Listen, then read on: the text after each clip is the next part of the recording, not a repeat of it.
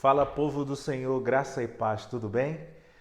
Ontem não consegui gravar um vídeo para vocês, então hoje eu vou fazer um resumão para aqueles que estão acompanhando diretamente aqui o vídeo, né? Então eu vou fazer um resumo da prática de meditação 2, que foi o tema de hoje, e na sequência nós vamos entrar no tema de hoje, tá bom? O tema de ontem nos falou um pouquinho sobre a continuação do nosso tema anterior, né? E a gente começou ali a ver como praticar, falar e ouvir o próprio Deus, né? E hoje a gente vai ver um pouquinho é, sobre algumas técnicas que nós podemos fazer. E aí tem aí a proposta de você praticar essa ideia de falar e ouvir Deus, e a proposta é que você escolhesse ali, tem uma sugestão do capítulo 20 do livro de 2 Crônicas, e a ideia é você ler todo o capítulo e entender o conceito maior. Então, como isso iria funcionar? Você vai ler verso por verso, não precisa ser uma leitura nesse primeiro momento cuidadosa, faça uma leitura geral, ok? E aí depois que você fizer a leitura geral, a ideia é que você selecione 2 ou 3 versículos para que você aprofunde o conteúdo. Então, você vai ler todo o capítulo. Por que a importância de ler todo o capítulo? Porque você vai ter um panorama geral da história. E aí, depois de você entender o contexto do texto, aí agora você vai pegar 2 ou 3 versículos que te chamou a atenção nessa leitura e você vai meditar nele. Quando eu falo meditar, é você mastigar, você ficar ali buscando as minúcias, né? De repente fazer uma pesquisa sobre aquele conteúdo, né? Sobre aquele assunto, entender numa outra versão. Eu indico para vocês que estão iniciando sempre usar 3 tipos de versões da Bíblia. Geralmente a que a gente lê é a versão Almeida, Revista e Atualizada. É uma muito boa, assim, a maioria dos cristãos utilizam essa versão, mas tem 2 versões que eu gosto muito, que às vezes nos ajuda a compreender um pouco melhor o texto. Por que isso acontece? Porque a Almeida Revista e Atualizada, ela tem uma linguagem mais rebuscada, uma linguagem mais antiga. Então, algumas palavras que eram utilizadas no momento que foi traduzido, para a gente hoje já não tem mais essas palavras. Então, a gente usando essas 2 versões que eu vou indicar para vocês, são versões que foram atualizando o texto. Então, assim, elas foram trazendo nas palavras que a gente está mais familiarizado, e aí a gente consegue compreender mais o sentido do texto. E as versões são Nova Versão Internacional, popularmente conhecida como NVI, e a Nova Versão Transformadora, conhecida como NVT. Essas são as 2 versões que eu gosto muito, especialmente a NVT. Ela nos dá assim, um sentido muito bom. Em um texto ou outro, ela perde um pouquinho a essência, mas no geral são as versões que eu gosto. Então eu vou te desafiar a fazer o seguinte: você vai ler 2 Crônicas, capítulo 20 todo, certo? Separa um tempo, não precisa ser agora. Depois que você ler todo, você vai separar 2 ou 3 versos e aí você vai ler novamente esses versos. Você vai ler estes versos nessas 2 versões que eu te falei. E aí depois eu quero te fazer um pedido especial, que você compartilhe conosco qual foi a percepção que você teve de 2 Crônicas, capítulo 20, nestes versos que você escolheu. Então você vai dizer para a gente aí, ou pelo WhatsApp, ou então comenta no nosso vídeo.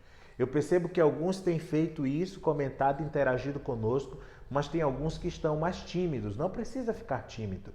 Não tem certo ou errado neste processo de interpretação da Bíblia. Do que você ouviu de Deus. Existe o que Deus falou contigo, então o que você sentiu no coração pode ser talvez porque aquele texto te chamou a atenção, aquela frase te chamou a atenção, talvez por um pensamento que você teve naquele momento que você estava lendo o texto, Ou talvez pode ser que ao longo do dia, enquanto você estava digerindo aquele texto, aquela frase, aquele texto impactante ficou no teu coração. Essa pode ser a maneira que Deus falou com você. Então compartilhe conosco, porque depois eu não vou te dizer assim, você está certo ou você está errado. Porque como eu falei, não existe certo ou errado neste processo de Deus falar conosco. Existe o que Deus falou com a gente. Então tá bom?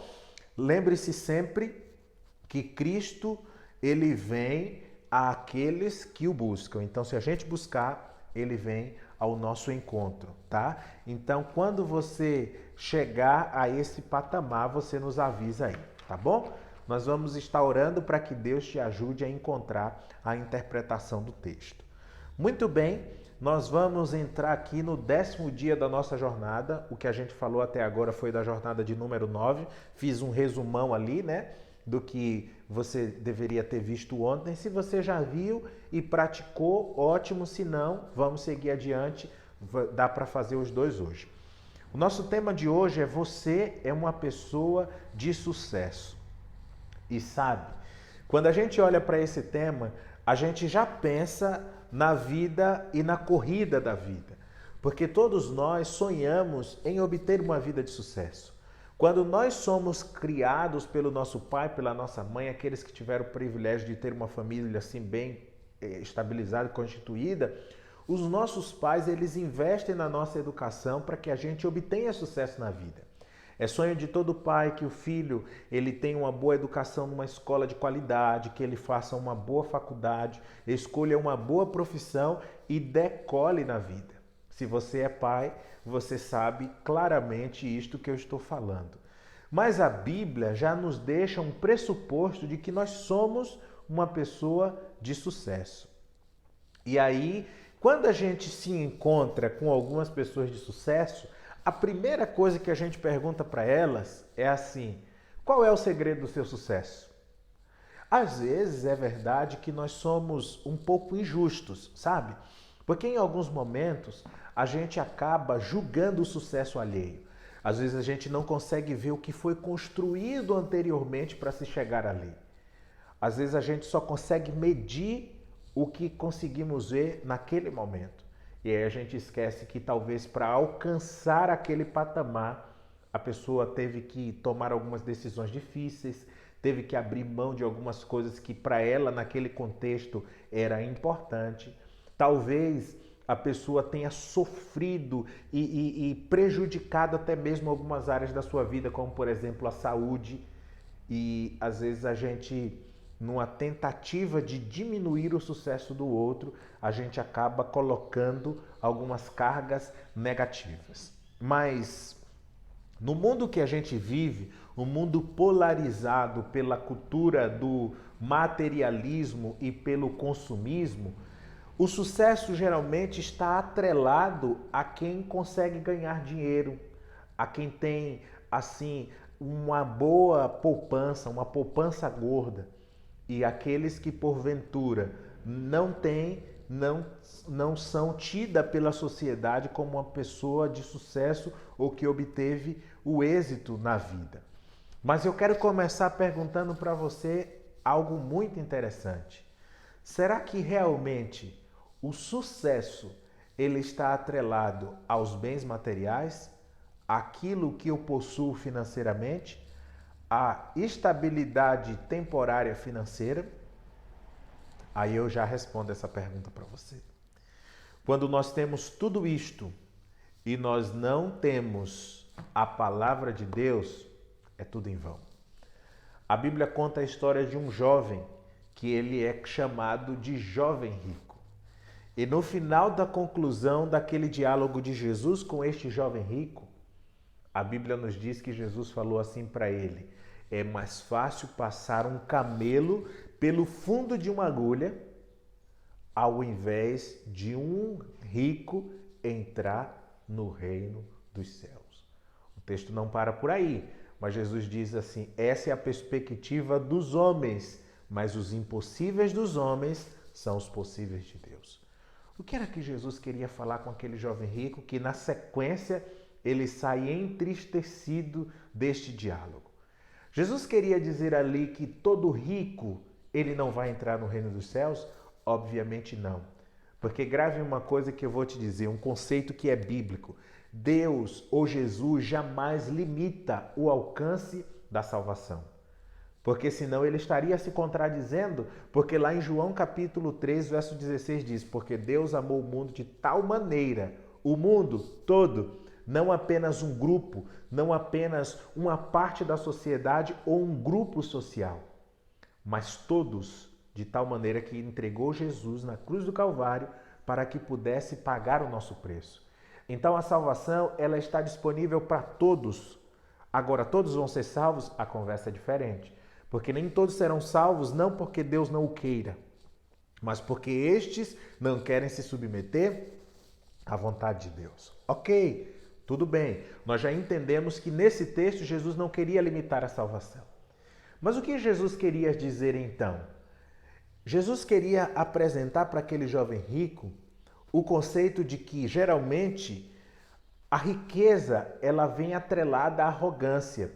E o nosso desafio, quando temos uma estabilidade financeira, é quebrar este paradigma de arrogância. Porque a riqueza sem Deus de nada vale. Porque quando chega a doença, quando chega aqueles problemas terríveis, o dinheiro não consegue resolver.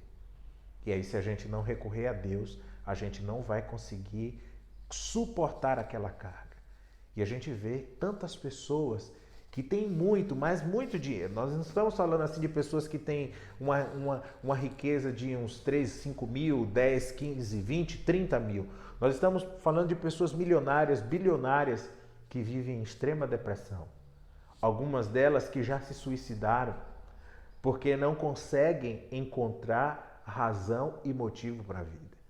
Então, deixa eu dizer uma coisa para você importante neste dia. Algumas pessoas atrelam alegria e felicidade à riqueza. Mas o segredo da felicidade, o segredo da alegria não está nas coisas, não está nas pessoas. O segredo da felicidade chama-se Cristo Jesus. Quando nós dedicamos tempo na presença de Deus, a gente pode ser pobre, muito pobre, mas a gente encontra razões e motivos para viver. A gente encontra alegria, porque a nossa alegria não está fundamentada nas coisas. Agora, um rico pode entrar no céu, conforme a Bíblia? Sim, se este entender que tudo que possui vem de Deus. Submeter a sua vida nas mãos de Deus. Esse é o desafio. Então, se você tem uma estabilidade financeira, Deus seja louvado por isso. Mas não esqueça-se do Senhor. Quando Jesus ele disse para aquele jovem rico que ele deveria pegar toda a sua riqueza, vender e dar aos pobres, obviamente Jesus não queria que ele fizesse isso diretamente, mas Jesus queria testar a intenção do coração. Geralmente, estabilidade financeira põe no nosso coração egoísmo e autossuficiência. Duas palavras que juntas elas são autodestrutivas e nós devemos cuidar bastante com isso. Eu quero falar sobre alguns personagens da Bíblia e estes personagens, eles são homens que foram marcados por uma vida de sucesso, uma vida vitoriosa. Eu quero convidar você comigo a abrir a sua Bíblia aí no livro de Atos, capítulo 13, verso 22. E como é nosso costume, apesar da gente já estar no meio do vídeo, eu quero parar e fazer uma oração, porque agora nós vamos abrir a palavra. Feche os olhos. Pai, nós queremos te solicitar nesta hora que mais uma vez o Senhor fale ao nosso coração. Nós queremos descobrir as letras sagradas e nós não somos capazes de assim fazê-lo se nós não estivermos com a tua iluminação. Por isso solicitamos nos dar a percepção da palavra em nome de Jesus. Amém. Atos capítulo 13, 22, abra sua Bíblia ou seu smartphone e leia comigo as seguintes palavras. Achei em Davi, filho de Jessé, homem segundo o meu coração, que fará toda a minha vontade. Que interessante, Davi, quando a gente olha a história dele ali no livro de 1 Samuel e de 2 Samuel, a gente vê um homem de muito sucesso, de um empreendedorismo, assim, tudo o que fazia muito poderoso, mas a gente vê um homem de muitas falhas. Um homem que comete, por exemplo, o pecado com Batseba, E aí, não somente isto, ele vai lá e manda matar Urias, e a gente vê uma parte escura e feia da história de Davi. Entretanto, mesmo sendo Davi um homem falho, e a Bíblia ela deixa isso bem claro e enfatizado em um capítulo inteiro, que Davi foi um homem sujeito a falhas, para que a gente entenda que o poder que atuava nele, atuava não porque ele era perfeito, mas sim porque ele permitia que este poder atuasse. E quer trazer para nós a lição que, sendo mesmo nós imperfeitos, Deus ainda assim pode nos usar se simplesmente abrirmos o nosso coração para Ele. E a respeito de Davi, esse texto de Atos capítulo 13 nos diz que ele era um homem segundo o coração de Deus, mesmo com as falhas e mesmo os defeitos. Sabe por quê? Sabe qual era a fórmula? Sabe qual era o segredo do sucesso de Davi? Veja o que diz o Salmo 119, no verso 97. Que fantástico e extraordinário este salmo. Olha o que Davi ele declara neste salmo. Ó, quanto amo a tua lei, ela é a minha meditação todo o dia. Veja que interessante. Em outras palavras, Davi estava dizendo que meditava na Bíblia de dia e de noite. Começar e terminar o dia na palavra, na presença de Deus, é a fórmula do sucesso. É a maneira que nós iremos encontrar o caminho para um relacionamento mais íntimo, profundo com Deus, de sorte que a gente vai obter o sucesso na vida. Como assim? Nestes textos ainda não consegui compreender como obter esse sucesso. Simples, eu te explico. Em jornadas anteriores, nós aprendemos que na palavra nós somos libertos. Nós aprendemos também que Deus ele tem um programa diário para a minha vida. Por quê? Porque Deus nos sonda e nos conhece. Ele conhece o nosso deitar e o nosso levantar. Diz Davi que a palavra ainda não chegou na nossa boca e Deus já conhece. Ou seja, Deus é presciente. Ele conhece as coisas que vão acontecer antes delas começarem a ser realizadas. Deus conhece todas as coisas, porque Deus é eterno. Então, quando Deus nos apresenta diariamente este programa e a gente permanece durante o dia conectado com Deus, ouvindo os conselhos e a voz dele, a gente começa a trilhar o caminho que Deus nos escolheu e certamente é um caminho de sucesso. Porque nós aprendemos em umas 2 ou 3 jornadas atrás que Deus ele tem pensamentos ao nosso respeito, de Jeremias 29, verso 11. Pensamentos de bem e não de mal, para nos dar o fim que desejais. Ou seja, Deus tem traçado para nós um caminho de sucesso.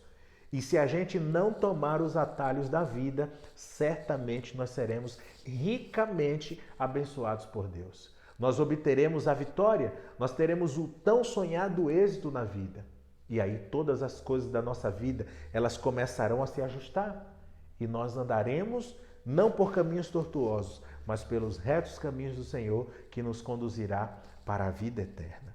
Quando Davi ele fala da lei, ele se refere não somente aos 10 mandamentos, mas ele se refere ao conjunto dos 5 primeiros livros de Moisés, todas as práticas ou todas as praxes cristãs estava contida nestes 5 primeiros versos. Nestes 5 primeiros livros, que são Gênesis, Êxodo, Levíticos, Números e Deuteronômio. Ali está todas as ordenanças, ali está todas as práticas que Deus ele pedia para que o povo de Israel vivesse.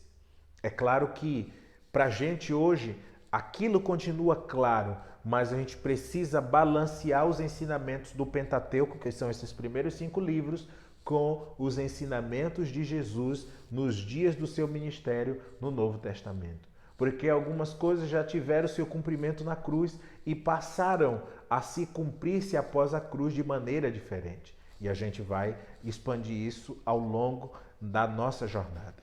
E aí eu digo para você, assim como Davi, ele teve esta vida de sucesso porque teve um relacionamento com Deus, o nosso seminário, a nossa jornada deseja que a gente tenha este relacionamento com Deus, assim como foi Davi. E eu quero ler com você uma citação que está no livro Educação, na página 126, que diz assim: a energia criadora que trouxe existência aos mundos está na palavra de Deus. Esta palavra comunica poder, ela gera vida. Cada mando é uma promessa. Aceito voluntariamente, recebido na alma, traz consigo a vida do ser infinito. Transforma a natureza, cria de novo a alma à imagem de Deus. A Bíblia diz que nós decrescemos ou decaímos moralmente por ocasião do pecado. Mas uma vez que a gente recebe essa palavra, o poder da palavra de Deus, quando ela transforma a nossa vida, a gente começa a se aproximar novamente da imagem e semelhança de Deus. Segundo personagem, preciso correr para que o vídeo não fique muito longo, seria Josué.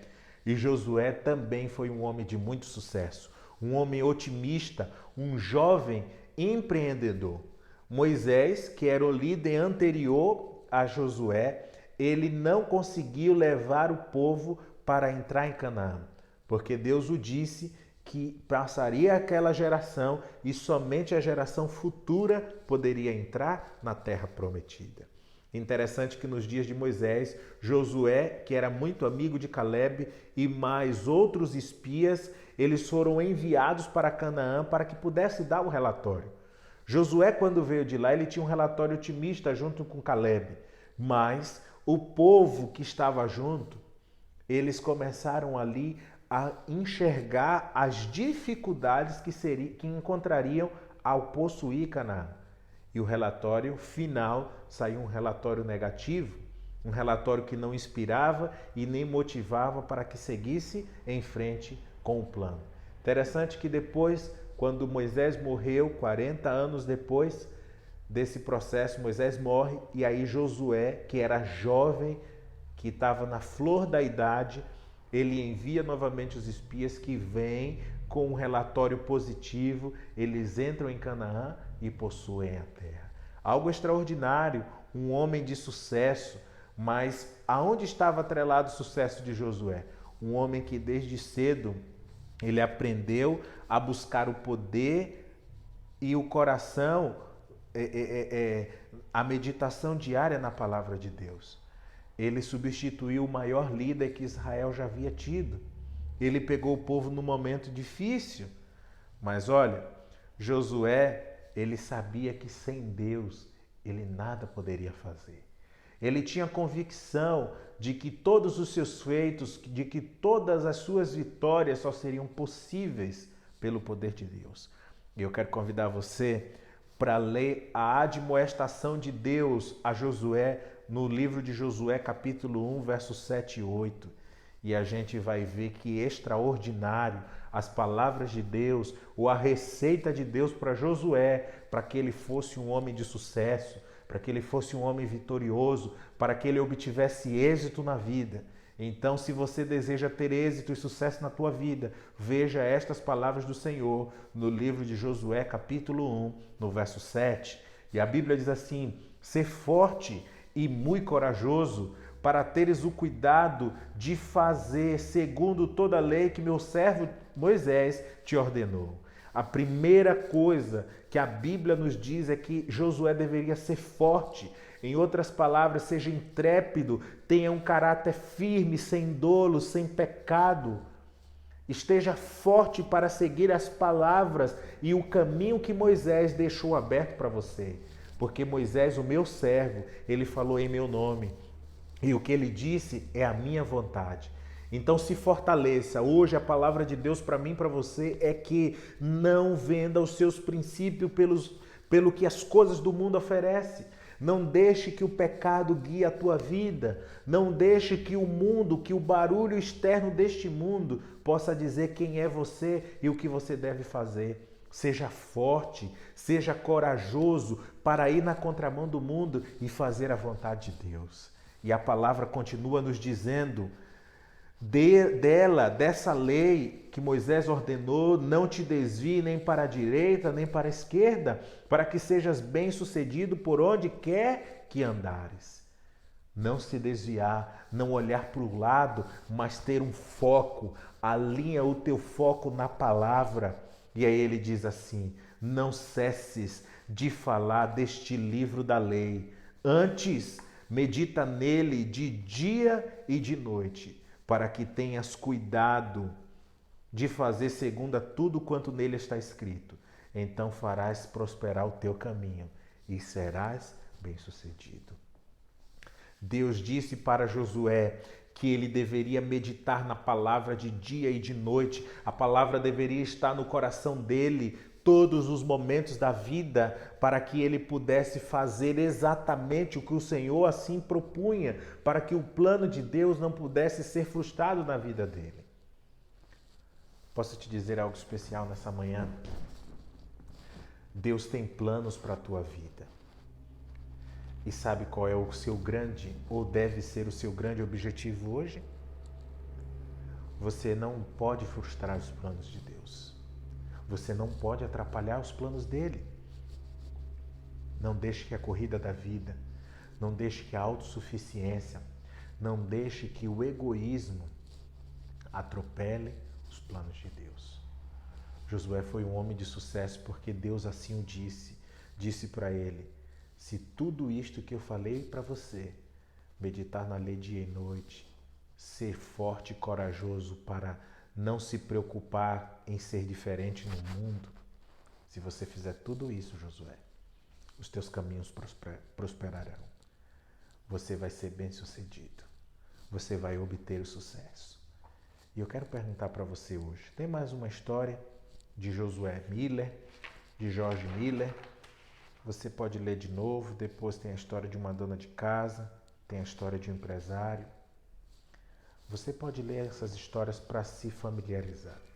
Mas eu quero focar nesses dois personagens, e especialmente agora na vida de Josué. Deus tem planos para você neste dia. Deus tem projetos para você. E eu preciso, em nome de Jesus, te pedir que você não deixe Deus frustrar os teus planos. Não deixe que o mundo coloque os padrões para a tua vida. Não deixe que o pecado direcione o caminho que você deve andar. Mas medite na palavra. Permita que a palavra fique no seu coração e deixe que a palavra possa transformar a sua vida. Esta é a fórmula do sucesso. O nosso sucesso não está no dinheiro, não está na fama, não está na reputação. O nosso sucesso está em cumprir a palavra do Senhor. Por isso, meu apelo para você hoje é que você não deixe que você não atrapalhe os planos de Deus para a sua vida. Que você permaneça na palavra, que você ouça a voz de Deus. E assim como Davi, assim como Josué e tantos outros homens que obtiveram sucesso, pois se mantiveram firmes na palavra, que você possa ser uma pessoa de sucesso nesse dia. Cada dia Deus tem uma bênção para você na palavra. Mas se você não for buscar, você não vai encontrar. Por isso, vá ao encontro dessa bênção hoje. Persista e não desista. Que Deus te abençoe. Feche os teus olhos e vamos falar com o Senhor. Pai querido, obrigado, Pai. Obrigado porque nesta manhã estudamos a fórmula do sucesso e nós entendemos que o sucesso nessa vida está atrelado em conhecer a Ti e viver sob a Tua palavra. Nos ilumina, Pai, para que possamos entender as Tuas preciosas verdades. Que ao encontrar o caminho da salvação, Espírito Santo nos ajuda a permanecer nele. Abençoe este amigo, abençoe esta amiga que me assiste.